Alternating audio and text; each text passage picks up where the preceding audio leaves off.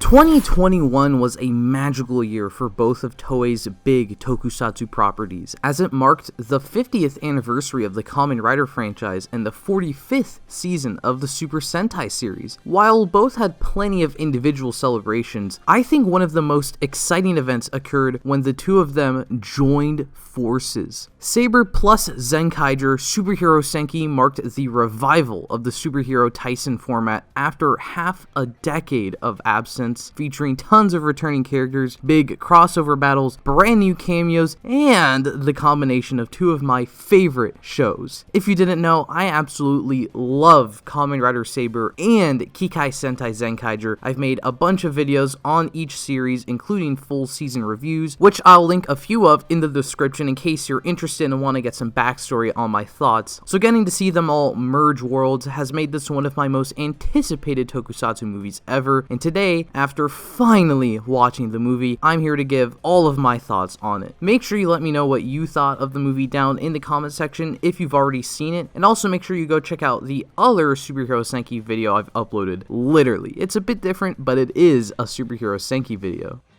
So did this movie live up to the hype I had for it? Well, I'll get to that later. I thought it was really cool how all the crossover stuff was facilitated by combining the book concepts of Saber with the parallel world concepts of Zenkaiger. So while we have all the wacky crossover stuff happening and all these wacky crossover locations, we have this scaffolding of the ideas and cast from Saber and Zenkaiger to prop up all the cameos and stuff. The returning actors feel like a genuine supporting cast to the more recent heroes, and it was cool to see these interactions get so fleshed out, but it kinda bugs me that it came at the cost of all the characters from the shows. I understand that we can't focus on the entire cast of both seasons, especially with the size of Saber's cast, insert joke here about how they couldn't even get focus in the actual show, but with those characters gone for most of the movie, and then suddenly reappearing in the finale, it felt like something was missing.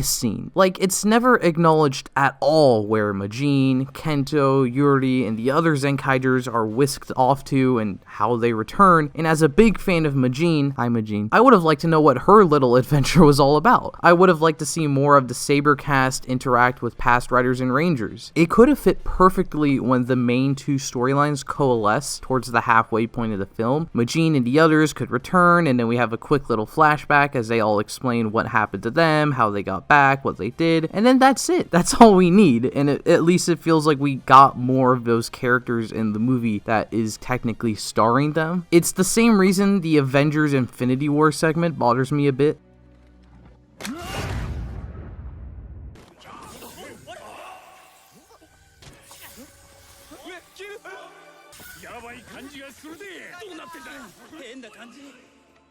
Sorry, I meant the real world segment. The execution is incredibly captivating. I loved the look at the Saber characters if the show didn't actually happen. We got Luna actually getting to grow up and Kento's dad's alive, and then we kind of tie that into Toma's novelist profession and Shotaro's manga. And I don't even mind the green screen. It was kind of used creatively and it added to the uncanniness of the situation. But my problem's kind of with the core concept, which is that it's missing Super Sentai. It's a Sentai crossover movie and we go almost 10 minutes with no Super Sentai. It's just Kamen Rider storytelling, literally. At least Kaito should have been involved since he's like the other main character of the film. Maybe he could have been a shopkeeper at the store that the group was eating at in the beginning of the segment, or maybe at the end he's someone who's telling Shotaro to write about heroes, or all the Zenkaigers could just be telling Shotaro to write about heroes. You could easily include the Zenkaigers in the montage by showing Kaito and Yachan in the candy shop,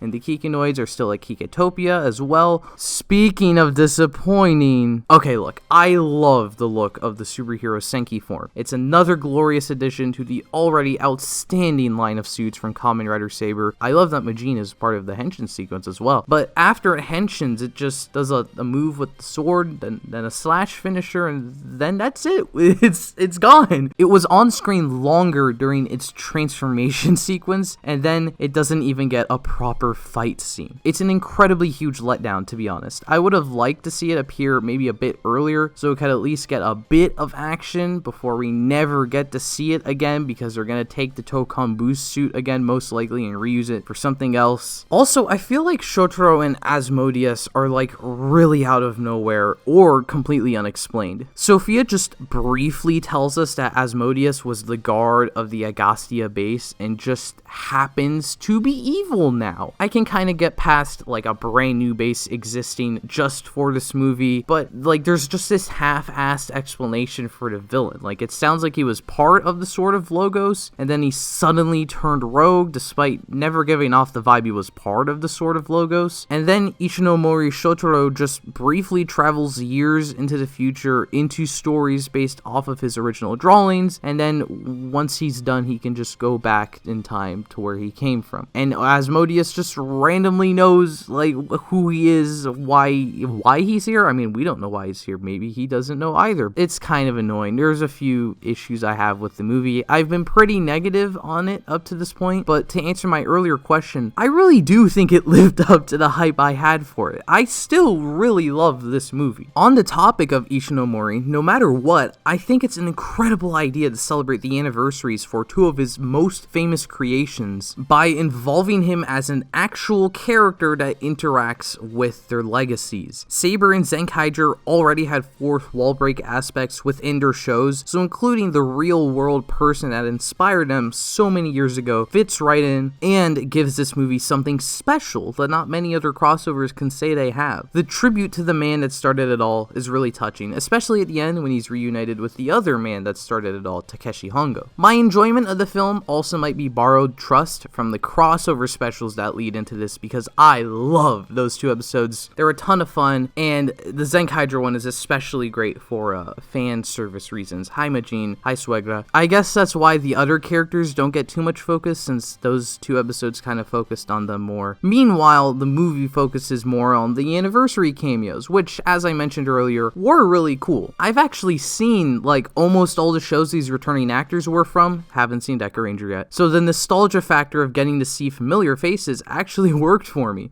Actually, I've seen the Sentai Saikyo battle, so I have experienced Deca Master before, so damn it, Toei. It was a nice touch that the returning characters in the beginning were mostly not Red Rangers or primary riders, since those characters all appear at the end, so there's just a nice variety of suits that got to come back. One of the standout moments for me was when the three Swordsman Rangers did a morph and roll call together, since it's all these different styles from the same franchise coming together, and it was pretty badass. I love Den-O and the Imagine, so I definitely got a kick out of seeing them do their shenanigans again. I would have liked if we saw the other Den-O forms, but it's fine. Also, I love seeing Kaito and Rintaro on the Denliner, and seeing Setchan interact with Owner was really fun. There are so many little character interactions like this throughout the movie, and it adds so much life to the event. Blades noticing the Zenkaiser roll call text was a fun gag. Juron thinking Raptor was Majin was funny, but also upset me a little bit. Juron says Yoshilucky, which is awesome. Raptor and Sho talk about assembling the swordsmen the same way they talk about assembling the Q Rangers in that show. 01 and Saber have a bit of banter and a team-up moment since they couldn't get their crossover movie. Setchan is angry at Ryotoros for penning him in the background, and then later he points out he looks like the Varidun because that's what he was based off of. Juron says Momotaros is stealing his style since the Kikinoids are kind of like the Sentai Imagine, and Asmodeus tells the heroes that they keep repeating ideas after the whole segment where we put characters with the same motifs in the same fight scene. You can feel the heart that was put into this movie. The Ichigo and Aka Ranger fight scene is amazing. I love that they recreated the original Ichigo suit to match Shotaro's art of him he holds up. Probably my favorite rendition of that suit. The effect where those two summon all the other leaders is great, and then words cannot describe how cool the fight at the end of the movie is. I know the voices are messed up.